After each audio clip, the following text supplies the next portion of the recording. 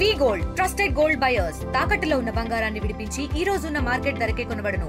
మరిన్ని వివరాలకు సంప్రదించండి 77107720. తిరుమల కల్తీ వ్యవహారం సంబంధించి సిట్ అధికారులు దూకుడు పెంచారు. ఇవాళ సిట్ విచారణకి మాజీ ఈవో ధర్మారెడ్డిని సిట్ అధికారులు పిలిచినటువంటి నేపథ్యంలో పూర్తిగా విచారణకు హాజరయ్యాడు. హాజరైన తర్వాత మధ్యాహ్నం లంచ్ టైం అయింది. తిరిగి వెళ్ళేటువంటి క్రమంలో మీడియాతో మాట్లాడేందుకు దిగడం జరిగింది. వెంటనే జనసేన సంబంధించినటువంటి కిరణ్ రాయల్ అనే లడ్డు ఈవోకు ఇచ్చేటువంటి ప్రయత్నం చేశారు. ఏం చేస్తారు? ఆయన మాజీ ఈవో అండి. లడ్డు ఇవ్వడం తప్పేముందండి?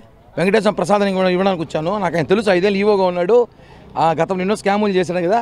సార్ లడ్డు బాగుందని చెప్పి వాళ్ళ మంత్రి కితాబు ఇచ్చాడు. సో మేము కూడా లడ్డు తిని ఎలా ఉంటుంది చెప్తామని చెప్పి లడ్డు తీసుకొని వచ్చాను. నన్ను చూసి లడ్డును దోసి పారిపోయాడు. అంటే లడ్డును చూస్తే భయమా, లేదా నువ్వు చేసిన అవినీతి గుర్తొస్తుందా, లేకపోతే మనం దొరికిపోయాను బాధలో తెలియదు. కానీ ఆయన ముఖంలో ఏదైతే బాధ అయితే ఉంది. ఖచ్చితంగా దీని మీద నేను మళ్ళీ పోలీసు కంప్లైంట్ చేయబోతాను. వెంకటేశ్వర లడ్డు కించపరిచి ఇస్తే కూడా తీసుకోకపోయినాడు. అంటే నీ మనసులో ఏదో మతం ఉంది కాబట్టి నువ్వు లడ్డు తీసుకోలేదని చెప్పి కూడా నేను దీని మీద మళ్ళీ మాట్లాడబోతాను. దీని మీద మీరేదో అడుగుతుంటే ఆయన ఏదో సమాధానం చెప్తూ ఉన్నారు. సార్ మా ప్రభుత్వం లడ్డు సరే, కూటమి ప్రభుత్వం చాలా బాగా టేస్ట్గా ఉంది, టేస్ట్ చేయండి సార్, తీసుకోండి సార్. ఒకసారి మీ మంత్రి కూడా చెప్పాడు లడ్డు బాగుంది తినండి సార్ అని ఇస్తే ఆయన తోచేసి పారిపోయాడు. నాకేమొద్దు పో చీపో అన్నాడు. అంటే లడ్డు చీపో అన్నాడా, నన్ను చీపో అన్నాడా, దీంట్లో చూద్దాం ఏమన్నా. చీపో అన్నాడు కదా, మీరు రికార్డ్ చేసిన వీడియో చూడండి. చీపో అని చెప్పి డోర్ వేస్తాడు.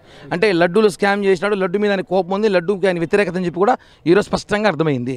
ఇప్పుడు విచారణకి మరి మాజీ చైర్మన్ కూడా ఇప్పటికే నోటీసులు జారీ చేశారు. సిట్ అధికారులు రావాలని. చట్టానికి ఎవరు చుట్టం కాదు, ఎవడైనా రావాల్సిందే.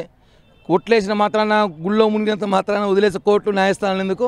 ఖచ్చితంగా ఆయన పిలిపిస్తాం, ఆయన కూడా జైలుకి పంపిస్తాం. మేము పంపం, చట్టం పంపిస్తుంది.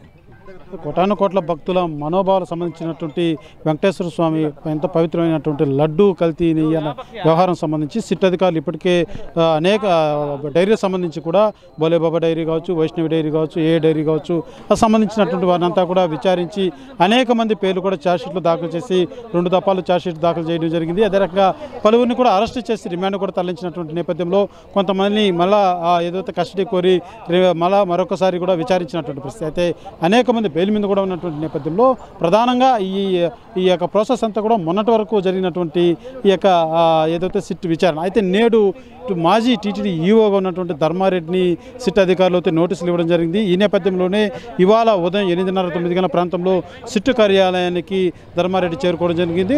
ఉదయం 9 నుంచి కూడా ఇప్పుడు సమయం 1:30 కావస్తుంది. ఇప్పటి వరకు కూడా విచారణ సాగింది. అయితే లంచ్ బ్రేక్ కారణంగా మాజీ ఈవో ధర్మారెడ్డి రావడం జరిగింది. కిందికి వచ్చిన వెంటనే కూడా జనసేనకు సంబంధించినటువంటి కిరణ్ రాయలు, నేను ఒక భక్తుడిగా వచ్చాను, ఈ గవర్నమెంట్, ఈ యొక్క కూటమి గవర్నమెంట్లో లడ్డు నాణ్యత ఆయన ఒకసారి పరిశీలించాలని నేను ఇచ్చేందుకు ప్రయత్నిస్తే ఆయన చీప్ అనేసి డోర్ వేశాడంటూ కూడా కిరణ్ రాయలు అయితే తెలియజేస్తున్నటువంటి పరిస్థితి. అయితే ప్రధానంగా కల్తీ వ్యవహారం సంబంధించి ఇప్పటికే సిట్ అధికారులు మాజీ టీటీడీ చైర్మన్గా ఉన్నటువంటి వైవి సుబ్బారెడ్డికి నోటీసులు కూడా జారీ చేయడం జరిగింది.